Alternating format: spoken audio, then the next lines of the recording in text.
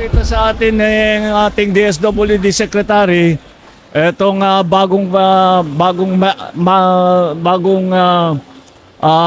repacking center. Pero makita ninyo, puro makina na. Dati kinakamayan. Nung manual, ang trabaho rito ay nakakapag-produce sila sa isang araw 10 to 12,000. 5 to 8. 5 to 8 pa lang. 5 to 8,000. Ngayon, pagka full blast, itong ginagamit itong mga bagong mga machine ay dadami na hanggang 30,000. Kaya nila a day, a day ito. 30,000 a day. Sa ngayon ay naka-storage, nag-aantay, meron na tayong 4 million na ganitong mga food pack para buti naman at wala naman masyadong sakuna ngayon. Meron pa rin mga sunog, meron pa rin sa kataon yung Iligan, sir. patay inaalagaan ng mga Sir, yung Vulcan. sa bulkan. So, patuloy lang ang production nito hanggang umabot ng mga 5 million, lampas ng 5 million. Pero malaking tulong itong pagkagawa. Ito pinagawa pa natin, pinadesign natin itong mga machine na ito para talaga sa Pilipinas. At ito meron tayo sa Luzon, ito yung para sa Visayas at saka Mindanao. Yung Mindanao, meron tayong tinatayo na isa pa sa Butuan City, pero hindi pa mag-operate yun hanggang siguro end of the year, next year. So, in the meantime, dito muna natin kukunin. Kaya napakalaking bagay at sinasabi ko sana nga hindi na magkabagyo, hindi na magkasakuna, mabulok na lang sana lahat ng food pack natin. Sir, ano yun? Para Binibigay na lang, cash hindi forward. yung mga mag-expire, pinamimigay na lang natin dahil mag-expire na hindi na magamit. So, ganun ang sistema na ginawa natin. Kaya maganda na ang production na para sa food pack, para alalayan naman natin.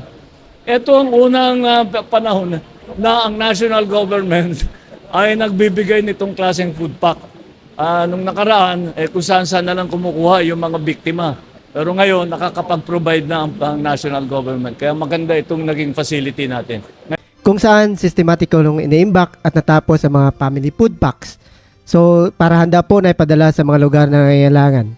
Bawat kahon po ay may kumpletong label, batch production codes para sa mabilis na tracking at monitoring.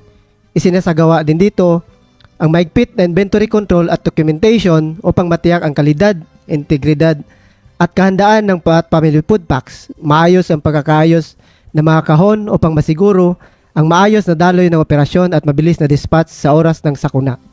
Sa oras ng pangangailangan, mabilis na ipadala ang ating mga family food packs bilang bahagi po ng patuloy na paghahanda at pagtugon sa anumang kalamidad. Sa ngayon po, ang ating Pangulo ay nasa mechanized auto vacuum packing machine upang makita po natin sa kanyang pagbisita ngayon yung kabilisan ng ating pag-produce ng ating family food packs. Sir, tama po. Ito po isa sa mga bahagi po sa mga latest, mga na-modernize na system dito sa VRDC po, ano? Yes po, tama po yan, Miss Gab. So sa ngayon po ay nasa manual vacuum machines po ay ang ating manual pa to. Yes po. Nasa manual vacuum machines po ang ating Pangulo kung saan sinisiguro yung maayos at airtight ang pagkakapak ng mga bawat bigas. So dito naman po ay nasa new automated vacuum packaging machine na po ang ating Pangulo at malugod po namin ipinapakita yung Mechanized Production System o new MPS ng Visayas Disaster Resource Center. So ito po ngayon yung nagre-repack ng 3 kilong bigas, okay, which is airtight po at sinisiguradong silyado po yung ating mga pinuproduce na mga bigas. Ang new MPS machine ay automated vacuum packaging machine po na isang makinaryang natatanggal ng hangin at sa nakapak na 3 kilong bigas bago ito isilyo na nakakatulong po sa pagpigil ng moisture, pest infestation, pagkasira ng produkto at nakapagpahaba ng shelf life ng bigas habang naka-vacuum pack pa po ito. Meron din itong conveyor system na ginagamit upang mas mabilis at mas maging maayos ang paglagay ng mga 3 kilos na bigas at ibang laman ng family food pack. Ang lahat ng raw materials po ay sumasailalim ng masuring quality check. Kabilang na po dito ang ating vacuum pack rice, saka yung ating packaging integrity ng karton, bago ilagay at ang mga boxes at nakaayos-ayos ayon sa expiration date. Bawat natapos na family food pack ay dumadaan din sa quality check upang matiyak na kumpleto ang laman, maayos ang packaging at ligtas para sa mga benepisyaryo.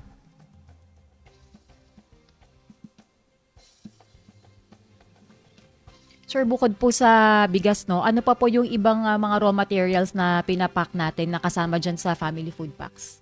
Miss Gab, kasama po natin dito yung mga dilatang sardinas, dilatang corned beef, dilatang tuna flakes, at kasama po sa nabanggit yung choco malt, coffee 3-in-1, at saka yung instant soup. Oo. So ito po yung standard na laman po ng mga ano natin, ng family food packs na naka-box. Yes po. Oo. Tama po yan, Miss Gab, no? So, dapat sinusugarado with the thorough quality checking na kumpleto po yung laman ng ating family, mang bawat isang kahon ng family food pack. Oo. Tapos nabanggit mo kanina, sir, na yung may monitoring, quality monitoring. So bawat boxes po, bawat family food packs po, tama ho, na may mga barcode itong mga to. Tama po yan, Miss Gab, no? Isa sa bagong teknolohiya na ginagamit ng DSWD, Disaster Resource Center, ay yung tinatawag na barcode system upang masubaybayan po ang bawat family food pack at mga items nito. Ito ay in-encode sa inventory system at naglalaman ng impormasyon kagaya ng batch code, production date, at expiration dates. Ito ay upang masubaybayan ang bawat FPP mula sa mga DRCs papuntang DSWD regional at last mile warehouses hanggang sa mga benepisyaryo o sa buong logistics process nito. So, ito po ngayon, Ms. Gab, nandito na po yung ating buting Pangulo sa kasama yung ating kalihim si Reg Gatchalian sa ating conveyor system na napaloob din sa ating new mechanized production system ng BDRC. Oo. Sir, malaki po ba ang naging improvement dito sa buhat po nung na-install natin tong new mechanization system lines natin dito? Yes po, napakalaki po talaga, no? Sana sabi ko nga, from the 10,000 na family food packs in a day. So ngayon po, kayang-kaya na po with the help of our automated vacuum packaging lines. Kayang-kaya na po ng 30,000 na on a daily basis yung production ng ating family food packs dito po sa Visayas Disaster Resource Center. Oo. Malaking bagay, sir, itong improvement na ito, no? Kasi itong disaster resource natin sa Visayas, hindi lang po Visayas ang kinikater nito, ano? Pati po tayo po ay nagpapadala rin sa ibang lugar sa Mindanao, tama ho ba? Tama po. Ang scope po ng BDRC is buong Visayas at Mindanao regions. At saka nag-augment po tayo sa Luzon Ayun, during calamities like yung paputok ng Bulkang Mayon. Okay.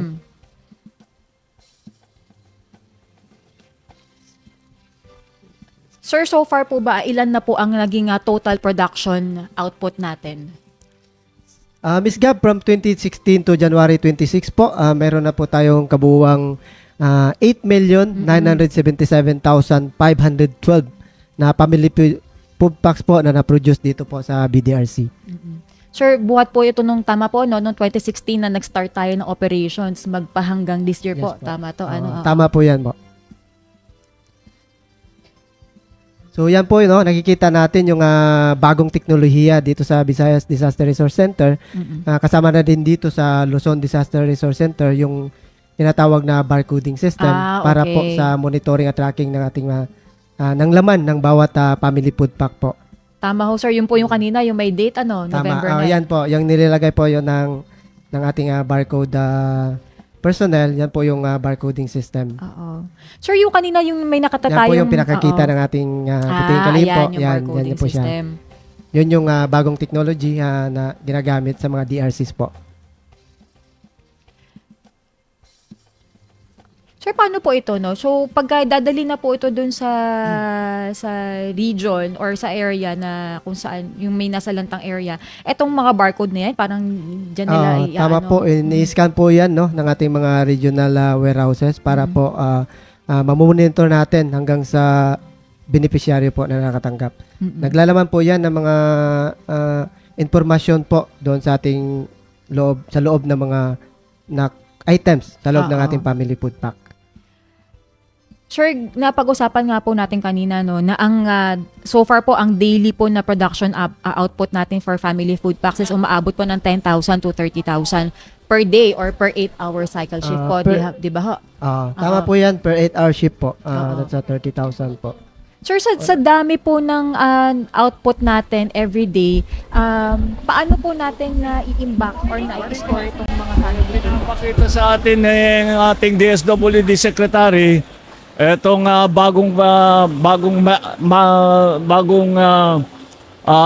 repacking center. Pero makita ninyo, puro makina na. Dati kinakamayan. Nung manual, ang trabaho rito ay nakakapag-produce sila sa isang araw 10 to 12,000. 5 to 8. 5 to 8 pa lang. 5 to 8,000. Ngayon, pagka full blast, itong ginagamit itong mga bagong mga machine ay dadami na hanggang 30,000. Kaya nila a day, a day ito. 30,000 a day. Sa ngayon ay naka-storage, nag-aantay, meron na tayong 4 million na ganitong mga food pack para buti naman at wala naman masyadong sakuna ngayon. Meron pa rin mga sunog, meron pa rin sa kataon yung iligan ng patay inaalagaan ng mga Sir, yung Vulcan. sa bulkan. So, patuloy lang ang production nito hanggang umabot ng mga 5 million, lampas ng 5 million. Pero malaking tulong itong pagkagawa. Ito pinagawa pa natin, pinadesign natin itong mga machine na ito para talaga sa Pilipinas. At ito meron tayo sa Luzon, ito yung para sa Visayas at saka Mindanao. Yung Mindanao, meron tayong tinatayo na isa pa sa Butuan City, pero hindi pa mag-operate yun hanggang siguro end of the year, next year. So, in the meantime, dito muna natin kukunin.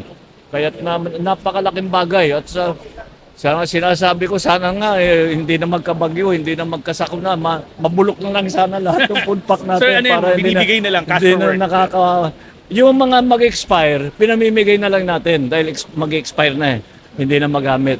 So, ganun ang sistema na ginawa natin. Kaya maganda na ang production na para sa food pack, para alalayan naman natin. Ito ang unang panahon na ang national government ay nagbibigay nitong klaseng food pack. Nung nakaraan, kung saan na lang kumukuha yung mga biktima. Pero ngayon, nakakapag-provide na ang national government. Kaya maganda itong naging facility natin. Ngayon, puntahan naman natin yung mga loading sa truck. Sige, maraming salamat. Yung mga Boy Scouts, pagpapapicture tayo, volunteer.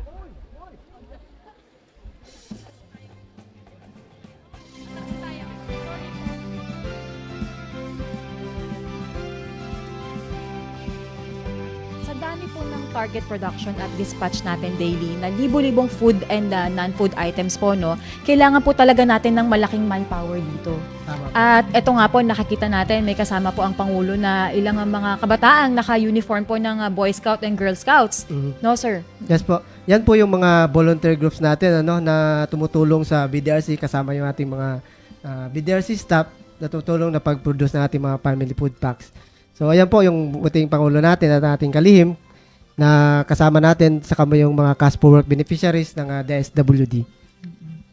So sa kabuuan po, meron na po tayong 24,743 volunteers po, individual at saka mga grupo na namobilize po since 2016 hanggang January po ng taong ito.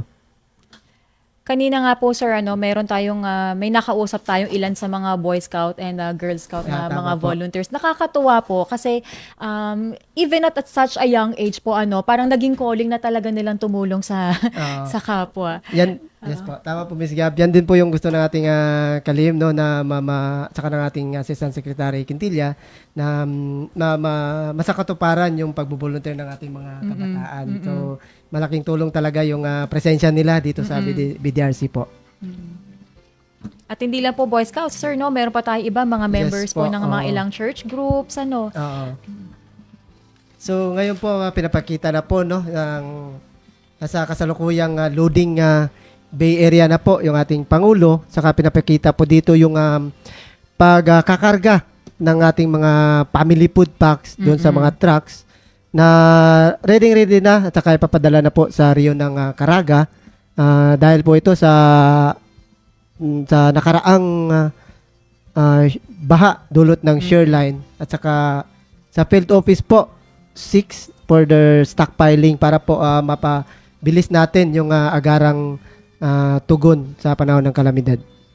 So sir, yung mga nakaload po ngayon dito sa mga truck na yan, mga bagong pack po na family Yes food po, packs yan. tama po. May kasama rin po dyan mga non-food items. Ano po? Sa ngayon po, isa family food pack lang po ang pinakarga natin sa request ng ating Caraga region para po I sa see. baha. So depende po ito sa request din ng affected community po, sir. No? Yes po, Okay. tama po. Affected regions or province and municipalities po. Mm-mm. Pero meron na po tayong mga naka-stockpile na mga family food packs at the regional level at saka doon sa municipal level. Yun yung okay. tinatawag nating stockpiling po. So parang naka-preposition na Yes, sila. doon. Tama, ready sir, ano? preposition at any time of the disaster, ready na po natin mapamimigay sa mga biktima po ng kalamidad. Opo. So bali ito po parang augment. Yes po, ito Okay. yung augmentation natin para DRCs papuntang regional at saka last mile warehouses po. Opo. Tsaka sir, kumbaga ito, yung dispatch po ng mga family food packs po and of course yung non-food items na rin. Kumbaga, ganun po ba yun sir? Hindi lang siya isang beses na dispatch? Yes po, sa ngayon, sunod-sunod na po yung dispatch namin, no? May mga request din from the regional. So, palagi po on a routine basis, meron talagang dispatch si DRC papuntang mga regional at warehouses. Para po isang logistics sa supply chain po yung kabilang ng dispatch. Okay. Para din po fresh at saka di kalidad pa rin po yung matatanggap ng ating mga beneficiaries. Oo. Gano katagal po ba usually kapag nagsa-stock po tayo, sir, no? Nagpi-preposition. Gano katagal po ba ang, paano, sila naglalast? Parang ganon. Yung shelf life po nila, ilan? Yung shelf life is 6 months. 6 dapat months, natanggap na natin from expiration dates. 3 Ah, months from oo. expiration dates. Dapat nabigyan na natin sa mga beneficiaries. Pero, yung quality assurance talaga ng NR Limbis, dapat may bigay naman agaran para hindi naman siya maabutan ng expiration. Oo. Yun talaga yung control namin sa mga DRCs. Alright. Sir, going forward po, ano po ang prioridad ng Visayas Disaster Resource Center? Ms. Gab, sa DSWD Visayas Disaster Resource Center, buong suporta po ng ating Pangulong Marcos at sa pangunguna ng ating kalihim. Prioridad po ang kahandaan natin, pinakita natin ang dedikasyon sa pamamagitan ng maayos na stockpiling, quality assurance at koordinadong logistics. Nanatili kaming handa at maagap sa pagtulong sa ating mga kababayan sa oras ng sakuna at pangailangan. Dahil anumang panahon, sa DSWD, bawat buhay mahalaga.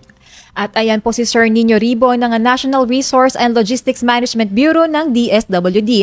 Maraming salamat po sa inyong pagtutok sa aming live coverage ng pagbisita ni Pangulong Ferdinand R. Marcos Jr. dito sa Visayas Disaster Resource Center. Muli po ako si